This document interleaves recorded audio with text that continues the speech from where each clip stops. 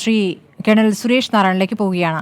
Colonel Suresh Narayanan, ഇപ്പോൾ തിരിച്ചടി നൽകുമെന്നുള്ള കാര്യം ഉറപ്പാണ്. തിരിച്ചടിക്കുമെന്നുള്ള കാര്യം പ്രധാനമന്ത്രി പലതവണയായി പ്രസംഗങ്ങളിലൂടെ പറഞ്ഞു. സൈന്യത്തിന് സ്വയം തീരുമാനിക്കാം എങ്ങനെ വേണം എന്നുള്ള പ്രതികരണവും ഇന്നലെ നടത്തി. ഇന്നത്തെ പ്രധാനപ്പെട്ട തന്ത്രപ്രധാനമായ പല യോഗങ്ങൾ കടന്നു പോകുമ്പോൾ അതിനുശേഷം ഒരു തീരുമാന പ്രഖ്യാപനം നമ്മൾ പ്രതീക്ഷിച്ചു, അതുണ്ടായില്ല. അപ്പോൾ തിരിച്ചടിയുടെ സ്വഭാവം ഇനി എങ്ങനെയായിരിക്കുമെന്നാണ് അനുമാനിക്കേണ്ടത്?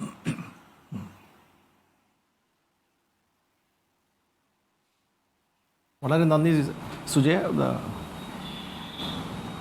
തിരിച്ചടി എന്ന് പറയുന്നത് നമ്മൾ ഒരു ക്ലാസിക്കൽ കേസിൽ നമ്മൾ ഉടനെ തന്നെ തോക്കും പട്ടാളവും കൊണ്ട് പാകിസ്ഥാനെ ആക്രമിക്കുകയോ അതോ പാകിസ്ഥാൻ ഓക്യുപ്പൈഡ് കശ്മീർ POK എന്നെ തിരിച്ചു പിടിക്കുകയോ അത് സംഭവമല്ല. അത് ഒരു ക്ലാസിക്കൽ വാർ, ഒരു യുദ്ധം, അതിന് വേണ്ടിയിട്ട് അത് ഭയങ്കര കോസ്റ്റ്ലി ആവും. അത് നമുക്ക് കാഷ്വാലിറ്റീസ് ഉണ്ടാക്കും. കണ്ടമാനം പ്ലാനിങ്ങും കഴിഞ്ഞിട്ടാണ് ഇത് ചെയ്യുക. ഇത് പെട്ടെന്നുള്ള നീജർക്ക് റിയാക്ഷനിലും ഇത് ചെയ്യാൻ പറ്റില്ല. പെട്ടെന്നുള്ള ആവേശത്തിൽ നമ്മളിങ്ങനെ പ്രലോഭിതനായിട്ട് ഇങ്ങനെ ആക്രമിക്കാനും പറ്റില്ല. അപ്പോൾ നമ്മൾ തന്ത്രപ്രധാനമായിട്ട് ഓരോ ഘട്ടമായിട്ട് ഓരോരോ ഡിപ്ലോമാറ്റിക്, എക്കണോമിക്, പിന്നെ മിലിറ്ററി, അങ്ങനെ 3 ഘട്ടത്തിലും നമ്മൾ ഒരുപാട് ഒരുമിച്ച് പ്രവർത്തിച്ചാലാണ് ഈ യുദ്ധത്തിനെ നമ്മുടെ ഒരു യുദ്ധം തന്നെ പറയാം, ഈ യുദ്ധത്തിൽ ജയിക്കാൻ പറ്റും. ഈ യുദ്ധത്തിൽ ജയിക്കാൻ വേണ്ടിയിട്ട് നമ്മുടെ ബേസിക് എയിം എന്താണ്? പാകിസ്ഥാനിലെ ടെററിസ്റ്റ് ബേസിസ്, അത് നമ്മൾ ഷുവറായിട്ട് അതിനെ ന്യൂട്രലൈസ് ചെയ്യാനുള്ള കേപ്പബിലിറ്റി ഉണ്ട്.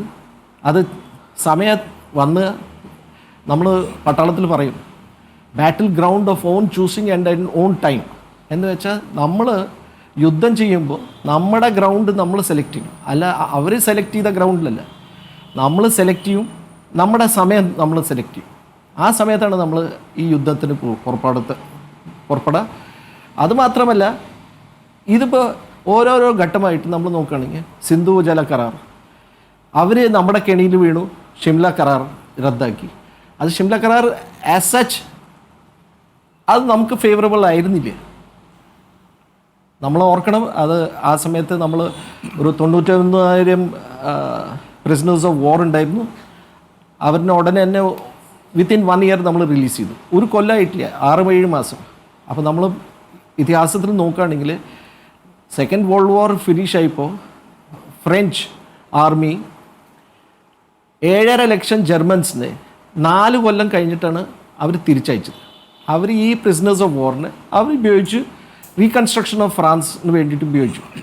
അപ്പോൾ അതുപോലെ നമ്മൾ തന്ത്രപ്രധാനമായിട്ട് കുറേ കാര്യങ്ങൾ നമ്മൾ ആ സമയത്ത് ചെയ്തിട്ടില്ല. Shimla agreement V lost lot of land, 5,000 square kilometres land നമ്മൾ അവർക്ക് തിരിച്ചു കൊടുത്തു. പിടിച്ചെടുത്തത് ലാൻഡ് എല്ലാം തിരിച്ചു കൊടുത്തു. അതുമാത്രമല്ല, പാകിസ്ഥാൻ നേരെ ആവാനുള്ള ഒരു സ്വഭാവവും കാണിക്കണില്ല. അവർ ഏത് സമയവും നമ്മളിനെ ഇങ്ങനെ കുത്തിത്തിരിപ്പുണ്ടാക്കാം, എന്തെങ്കിലും പ്രശ്നം ഉണ്ടാക്കാം. അന്നും ഇന്നും തമ്മിലുള്ള വ്യത്യാസം, പാകിസ്ഥാൻ എവിടെ കിടക്കണു, നമ്മളെവിടെ കിടക്കണം. വി ഹാവ് പ്രോഗ്രസ്ഡ്, നമ്മൾ ആകെ പ്രോഗ്രസ് ചെയ്ത് കഴിഞ്ഞു. അവിടെ ഒരു കിലോ നാണയക്കുറപ്പ് 45-50% ആണ്.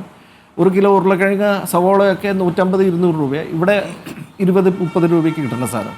അത് നമ്മൾ എല്ലാ വിധത്തിലും നമ്മൾ മുന്നോട്ടാണ്. പക്ഷേ ഇതിന് ഈ ഞെരക്കി കൊല്ലുക എന്ന് പറയുന്ന പോലത്തെ ഒരു സ്ട്രാറ്റജിയാണ് നമ്മളിപ്പോൾ കണ്ടിന്യൂസ് ആയിട്ട് ഉപയോഗിക്കുന്നത്. ബിക്കോസ് ഫുഡ് ഐറ്റംസിൻ്റെ ഷോർട്ടേജ് ഉണ്ട്, അതുപോലെ ഗ്യാസിന് ഷോർട്ടേജ് ഉണ്ട്, എല്ലാ ഐറ്റംസിനും ഷോർട്ടേജ് ഉണ്ട്.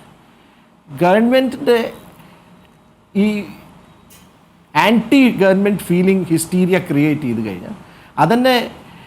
പക്ഷേ അതിൻ്റെ വേറൊരു കാര്യം എന്താ വെച്ചാൽ ആർമി ഡോമിനൻ്റ് ആണ്. അപ്പോൾ അതുപോലെ ഈ public should turn against the army. അത് പയ്യെ നമുക്ക് കാണാനുണ്ട്. എക്സിലും ഇവരുടെ നമ്പർ ഓഫ് മേമേ ഉണ്ടാക്കണത്, അതിൽ പാകിസ്ഥാൻ ആർമിയുടെ ചീഫിനെ കളിയാക്കണം. അതുപോലെ ആ ഒരു സിറ്റുവേഷൻ ഇതുവരെ ഈ 75-76 കൊല്ലത്തിൽ ഉണ്ടായിട്ടില്ല. ഇന്ന് പാകിസ്ഥാൻ ചീഫിൻ്റെ പറ്റിയിട്ട് പറയുന്നത് അയാൾ നാട് വിട്ടു പോയി എന്നാണുള്ള മെമയാണ് വരുന്നത്. അതായത് പാക് ജനത തന്നെ പാക് സർക്കാരിനെതിരെ തിരിഞ്ഞിരിക്കുന്നു എന്നുള്ളതാണ് അവിടെ നിന്നുള്ള കാഴ്ച. ഞാൻ വരാം ശ്രീ പി.